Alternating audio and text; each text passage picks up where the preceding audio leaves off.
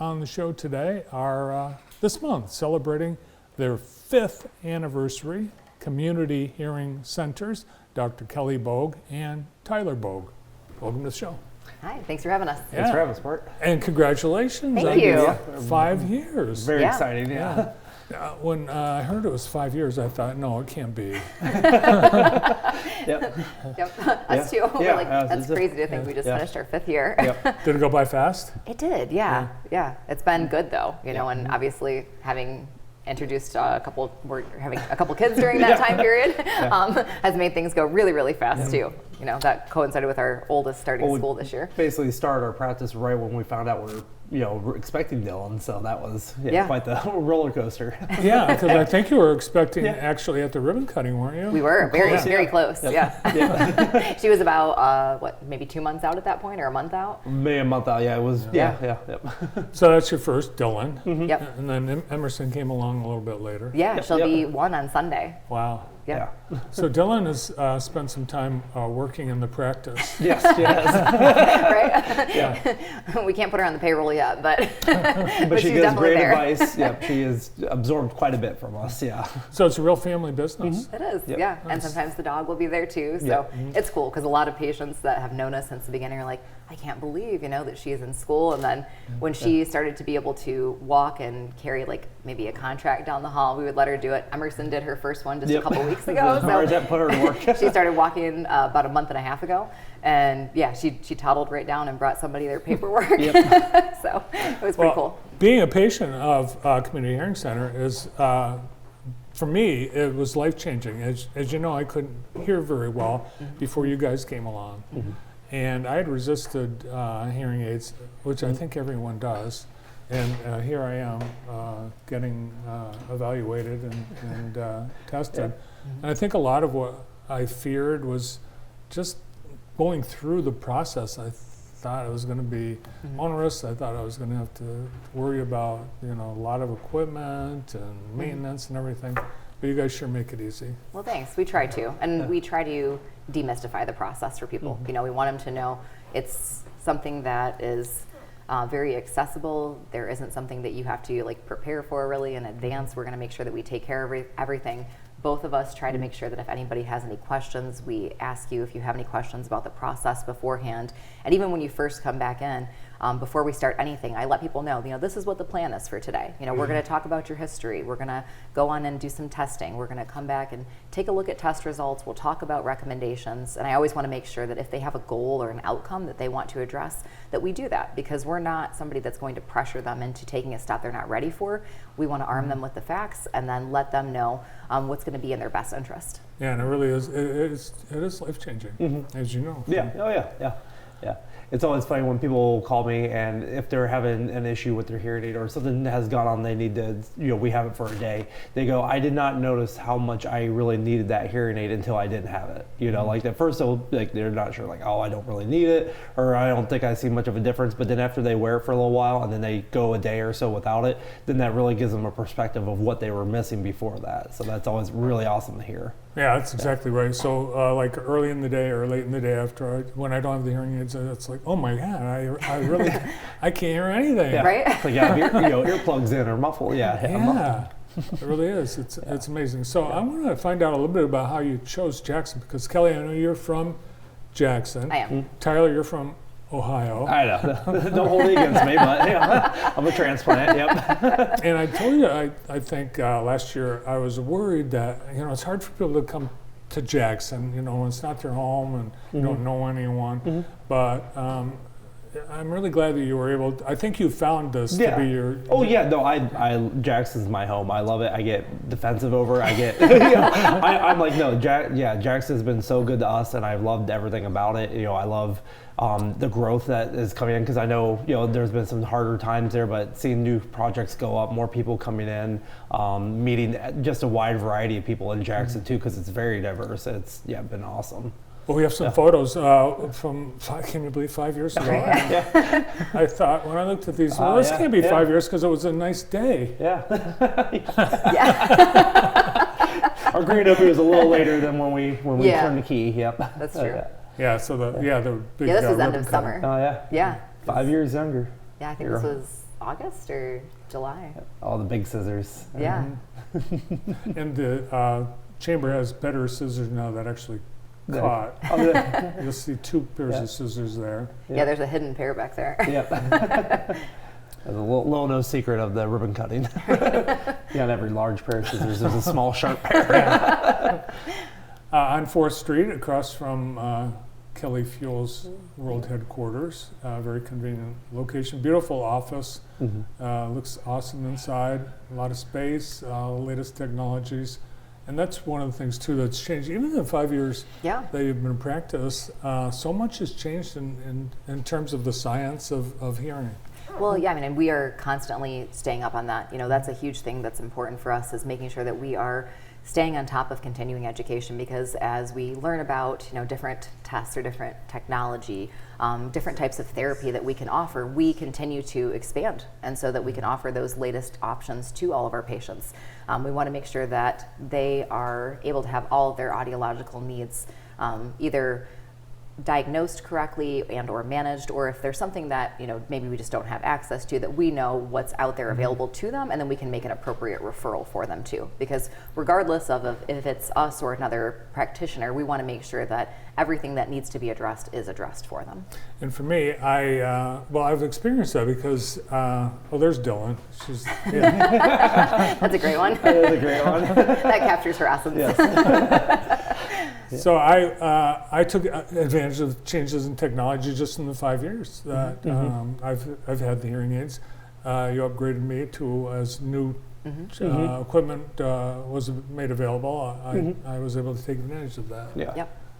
So that's one of the reasons why it's important too that when people are coming in, we want to have regular touch points also, because if something new has come out that would be good for them to be aware of, we want them to be, you know, up to date on those kind of things. And sometimes they're not ready for something, or they don't necessarily feel like that's something that is something they need at this point. But they want to be aware that there are options available to them. You know, I think everybody likes to be informed and know what's going on out there, so that they don't feel like, oh man, if I had known that this had existed, you know, I would have jumped on that opportunity. A big one that I think about would be, in terms of assistive technology, television streamers. So I have never had a patient tell me they were disappointed in their choice to get a television streamer, you know, if they watch TV. Yeah. Right. Because it takes the sound from the TV and it sends it wirelessly into their hearing aids. So they can set it where it's comfortable for them. If there's other people in their household, they can mute the TV so that those people don't have to hear anything if they just want it to be quiet, or they can set it at their level. You can have it set so that you can still hear ambient sound going on around you, but it takes into consideration you know, the acoustics of your room. If you have high ceilings or hard surfaces, or if you sit at a pretty good distance from your TV, those kind of things can be such a game changer. Even just helping to normalize sound fluctuations across channels and commercials, that makes such a huge difference. So there's stuff out there that maybe somebody isn't ready for it yet, but just knowing that that could be something really helpful for them in the future, we want to keep them informed. I would guess that's probably one of the triggers that people have when they call you, that they've maxed out their volume on the TV. Yeah. Or they'll say my kids came over for dinner and they said they could hear the TV from down the road. Yeah. So yeah. My neighbors in my apartment can hear it. Yeah. And chances are there's someone in the house that has different hearing ability. They can hear fine, and they're forced to listen to the TV at Mach 3 levels. Well, The funny, I was say funny thing is, usually we see a lot in spouses. If one of them comes in and they've acknowledged they have a hearing loss and they've gone through the process and they are properly fit, they'll go home and they'll turn the TV down to where it's comfortable for them, and then suddenly they'll find out that their spouse will be like, "Why is the TV down so low?" And then they'll start complaining that the TV's too low, and they'll turn it up, and then they realize that maybe the spouse also has probably a slight bit of hearing loss that they weren't aware of until their their partner was properly fit and was hearing to a normal level again, or an acceptable level again. Yeah, you say spouse, but what you really mean is wife. Actually, I was both going to directions. say, I won't mention names, but I know a husband who, after the wife was fit with hearing aids, the husband was complaining that the TV was always too low. Right. Yep. And then they've gone back, and sometimes they just won't. The wife won't wear hearing aids when they're watching TV, so they can have it at the volume that they're used to having it at. But it's typical that the person that is encouraging the one with the hearing loss to make the call to get it done, and people, they're so hesitant. They can be, yeah. Yeah. I think they're, I mean, yeah, they're nervous about it, or they've seen maybe like their parents or grandparents had hearing aids that, you know, we would affectionately refer to as the beige banana, you know, those giant ones. They're like, I don't want something big, or they're worried that it will make them look older. You know, we're like, people of all ages wear hearing aids. It's not something that is just something that happens to you as you get older. And I feel like younger populations are more so addressing problems with their hearing sooner, because we know that there are so many different co-occurring conditions that can make a difference in your hearing. Even when we think about things like cognition, we know that there's a correlation between our cognitive abilities and untreated problems like hearing loss or vision loss. It's not a correlation, but there's a strong it's not causation. There's a strong correlation. Yes, Thank yeah, you. But yeah, I mean, even just having people come in to talk about communication strategies is a big one. You know, if you have somebody that comes in that says, "Oh yeah, he needs hearing aids, or she needs hearing aids," and I should be able to talk to them from in the kitchen when they're, you know, in the living room 2 rooms away, or I'm upstairs and they're downstairs. We also want to talk to them about what's appropriate, because even with hearing aids, you have to have appropriate expectations. There's still an underlying damaged auditory system. So getting somebody's attention, looking at their face, not obscuring your mouth. You know, if there's somebody doing dishes or If something you want to running. send Andy over to us sometime, we can work with him. I hear he likes to pick on you sometimes. It does. Yeah, they make fun of me, and I have to remind them constantly they're hearing aids, not hearing cures. Yes. Right. Yeah. Yeah. It's a very good way to put And it. you're right about the brown banana being, you know, when you think of what a hearing aid looks like. I was just with my sisters and brother, and my brother went back early, and after he was gone, one of my sisters said, "Did you know Matt has hearing aids now?" I was just with him for 3 days, and I had Didn't never notice. noticed. Yeah. We've had a lot of people that's happened to. Like, you know, I have patients that don't even have any hair, and you don't even see the hearing aids on them. I have a couple that literally picked different brightly colored hearing aids in the hope that people would be able to see them. One of my patients is a retired flight attendant, and he picked bright red. I mean, they're a really beautiful color, but he was hoping that people would see them when he was working and would be more thoughtful about, you know, how they were communicating with them. And he's like, I'm bald and I picked bright red hearing aids and they still don't hear them. They don't see them, right? Like, because they're so discreet, you know, they fit so nice and close to his head. But yeah, technology has evolved so much. It looks really cool and it can do such cool things, right? It can be rechargeable. It can hook up to your phone. You can do language translation through them. You can do fall detection. You know, I have a patient that was like, this is a game changer, because if something happened, this particular person I'm thinking of lives by himself. If he fell, the hearing aids are set up to automatically send alerts to 3 different people that we've pre-selected through this phone app. And if he doesn't get up within a certain time period, it lets them know, well, hey, he's fallen. I need to check in on him so that we can make sure that It he's even okay. gives them a location where he fell too, so they can actually tap on their phone and it'll bring up like a little map and show them exactly, like, you know, as close as you can with GPS of where his hearing aids are, so you can find, like, so like as a safety feature, if you're out in a field or something like that working and you know your tractor tips over or something like that and you need help, that hearing aid will, you know, help locate you. It doesn't contact emergency services, but it does send those alerts out to those family members or somebody that you've designated. Right, So there's that's- so many cool things inside of them. So they've come a long way. So people have been seeing ads for the internet, you send away, you know, but you can't diagnose someone's hearing on the internet. That's the challenge, right? I think everybody likes the idea of being able to do something themselves, thinking that it's going to be such this big money savings, you know, whether it's get your glasses online or do-it-yourself orthodontics, you know, so many things that you're like, but hearing aids fall into that same boat, even just from the perspective of you can't see in your own ears.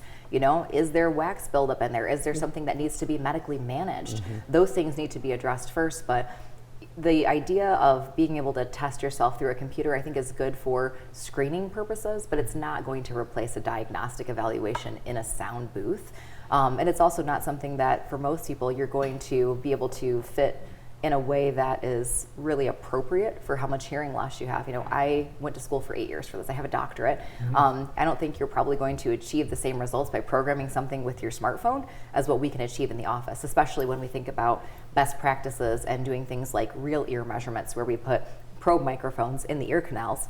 We run a series of measurements with the hearing aids in to make sure that the hearing loss is appropriately treated with regard to the size and shape of your ear canal, the individual loss itself, and the acoustic coupling, so the piece that fits down inside there. So there really is an art and a science that have to come together to help people be successfully fit with their devices, and that's not something that you can achieve on your own. Yeah.